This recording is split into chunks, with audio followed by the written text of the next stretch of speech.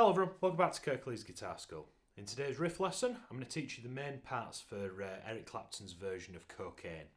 If you head to the first link in the description, you can download a free tab for this that accompanies this lesson. You don't have to give me your email address or anything. It's completely for free and it'll help you get through this lesson. I urge you to check that out. So the main focus of today's lesson is to get you playing familiar with these power chords because it uses power chords. I want you to get used to this. So I'm going to teach you how to play that. I'm then going to teach you the she don't lie, she don't lie, she don't lie, that bit. And then I've got a loop queued up here on my loop pedal, and I'm going to explain to you at the end of this video how I choose to improvise over this. So make sure you stick around for that. Right, so we're using power chords for this. Now most people think that it is bar chords. Now I'm hearing power chords. Now a power chord, if I just get rid of that for a second. A power chord, if you take the 7th fret of the A string, which is an E, if you stack the 9th fret of the D and the 9th fret of the G underneath it and just play those 3 notes, that's called a power chord. Now, without getting too bogged down in the weeds, it doesn't have what we call a third in it. Now the third makes it sound major or minor, makes it sound happy or sad. Now that's a conversation for another day. Let me know in the comments below if you want me to sort of pick through that a little bit. But all you need to know about power chords, it's a very direct sound, which fits in with Cocaine perfectly. So we're going to start with this E5 chord. Now all these shapes are the same, they just move around the neck. Okay, so we'll start 7th fret of the A string, followed by 9th of the D and the G string with my ring finger and my pinky. And I'm just going to strike those 3 strings that I'm pressing down with a downstroke of the plectrum. Now I'm going to do two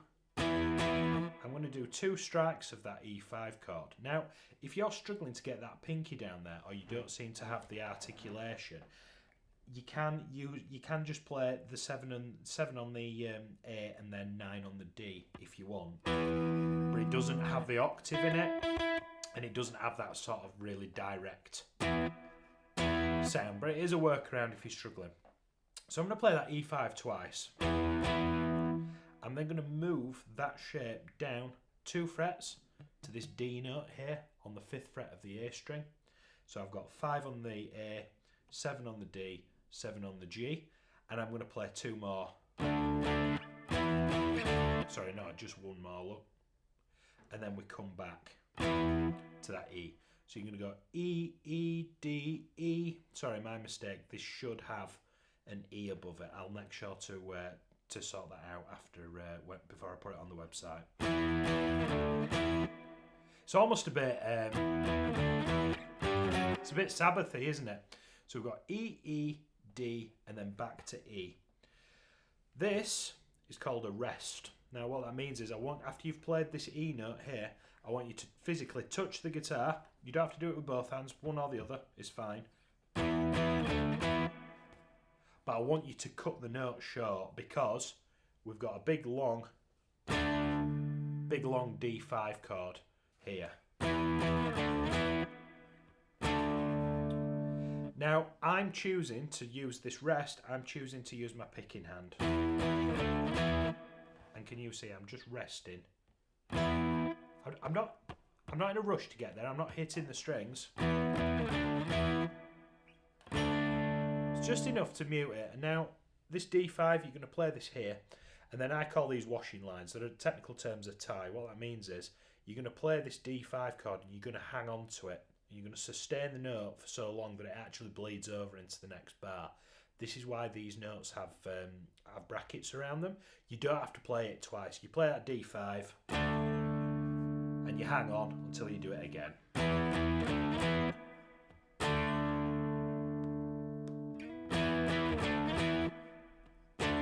So pause the video and get that under your fingers. Whenever they're doing a verse or the vast majority of the solos, this is what the band are playing underneath Clapton. If you're okay with that, we're going to talk about this walk down that we have in the chorus now. Now we're going to start on this E5 like we did before, but you're going to basically walk down. You're going to do an E5, a D5, a C5, See how it's hung on? You don't have to play it a second time, it just bridges the gap. And then you're going to play a B5. Now, if you think about this, you've got your E5, you move it down 2 frets to D5, like we did in the verse. You're going to skip it down another 2 frets to fret 3, 5 and 5. Same strings, A, D and G string.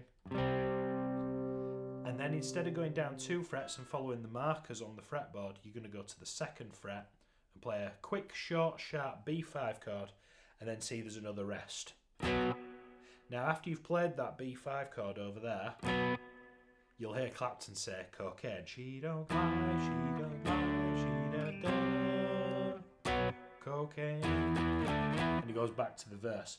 Also at the top of the PDF, I have got those chord shapes laid out for you as well if you prefer to look at them that way. Either way is fine. So pause the video and get that under your fingers. Now you can get the vast majority of this song just either playing the verse part or the chorus part, and it just goes round and round and round. Now this song's well known for having 2 very kind of I think they're both 32 bars long solos in it. Now, rather than me teaching you that, because this is just a short, sharp, quick lesson for a Wednesday, I want to just give you the tools to be able to improvise your own solo over the top of it, because that's how I learned to do it. And actually, you'll find the scale that I'm going to give you, a lot of the licks are in that. So I'm going to use the good old minor pentatonic scale. We've got the E minor pentatonic of the 1st position. Now, there's no witchcraft here, there's no trickery. 12, 15, 12, 14, 12, 14, 12, 14, 12, 15, 12, 15. If you've done any improvising before, you will have come across this before. Now I would predominantly use this shape. Now what I've done over here, I've got a looper.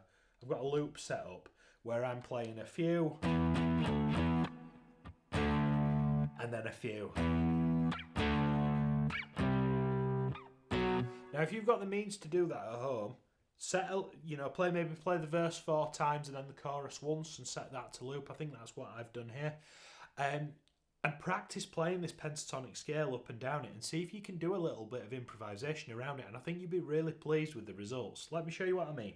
So I'm just, for the purposes of demonstration, I'm just going to use exclusively this shape here. But if you have a look.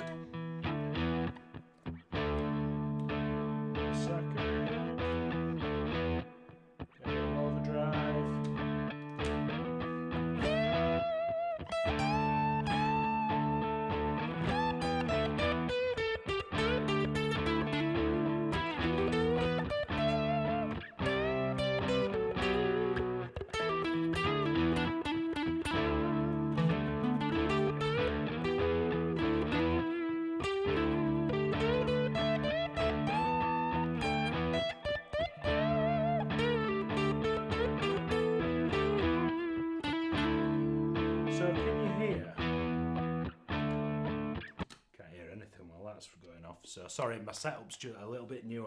I've added a few things into my setup, and I'm still getting used to it. So bear with me. But can you see how by just playing up and down that scale, it's the sound, and you can start adding in some more ornate techniques, hammer-ons and pull-offs and the like. So I'd encourage you to use use the song Cocaine as a great springboard to sort of learn some of that kind of later Clapton stuff as he got a little bit more experimental in the sort of late 70s, early 80s. And I think it's one of my favourite Clapton songs is this. Is there another Clapton song you'd like me to look at? Let me know in the comments down below. I know because people will ask me, gear-wise, I'm using a Fender Stratocaster, and I've got a Vox patch on my Quad Cortex with an overdrive pedal put in front of it. Now, a lot of this sound is not actually in the amp settings, believe it or not. It's not overly overdriven, but what it is, it's very loud. The amplifier model is turned up really loud, and it gives you that where you can play a note, and it's not really overdriven. but because it's loud, it makes the notes sustain. So I'd encourage you, where possible, to try and play this at a bit of volume and it'll sound a lot better. So anyway, that out of the way, let me know down below what Clapton riff would you like me to have a look at next, and I'll see you next week for another guitar lesson. Thank you so much for watching.